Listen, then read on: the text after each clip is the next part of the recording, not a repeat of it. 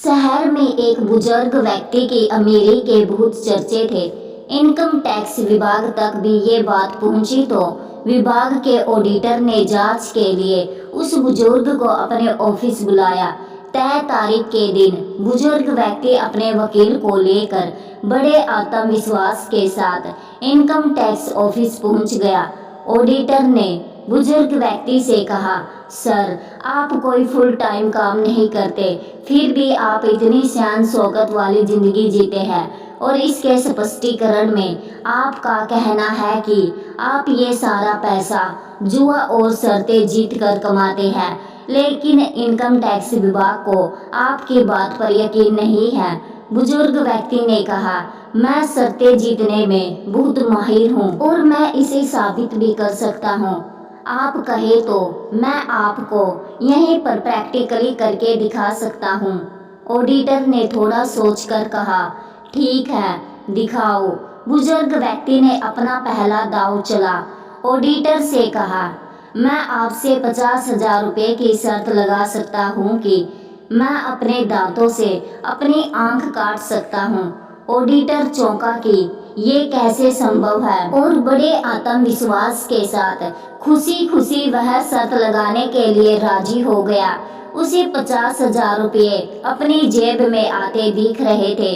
तभी बुजुर्ग व्यक्ति ने अपनी कांच की आंख निकाली और अपने दांतों से उसे काट लिया।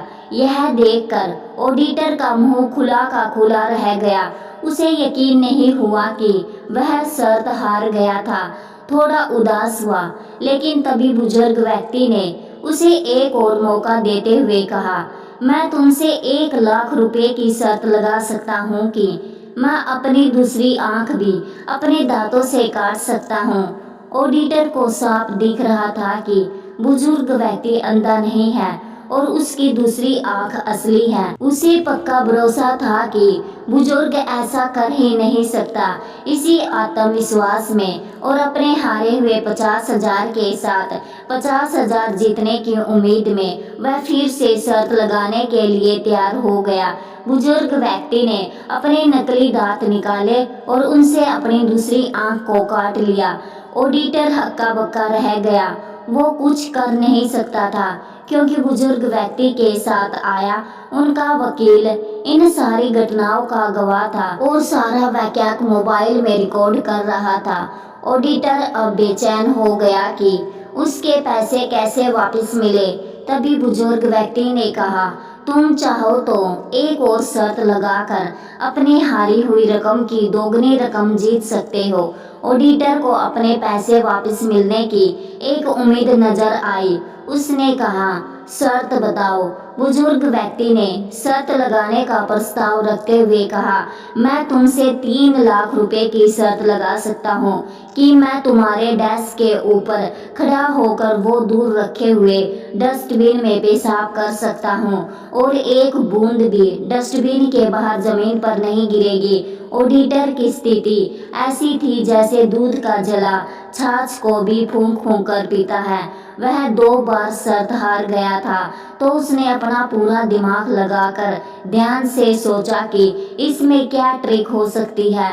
अब की बार उसे अपनी जीत का पूरा भरोसा था और उसने एक बार फिर से बुजुर्ग व्यक्ति की शर्त के लिए हामी भर दी। बुजुर्ग ने पेशाब करना शुरू कर दिया, लेकिन ये क्या, बुजुर्ग के कहने के उल्टा उनका सारा पेशाब ऑडिटर की डेस्क पर ही गिर रहा था। बुजुर्ग व्यक्ति को शर्त हारते देख और डबल पैसे पाने की खुशी में ऑडिटर मन ही मन उछल रहा था। ऑडिटर मन ही मन ये सोच रहा था कि शर्त में जीते हुए पैसों का वो क्या क्या करेगा। तभी अचानक से बुजुर्ग व्यक्ति का वकील दहाड़े मार मार कर रोने लगा। ऑडिटर बड़ा हैरान हुआ। उसने वकील से पूछा, क्या हुआ, तुम ठीक तो हो?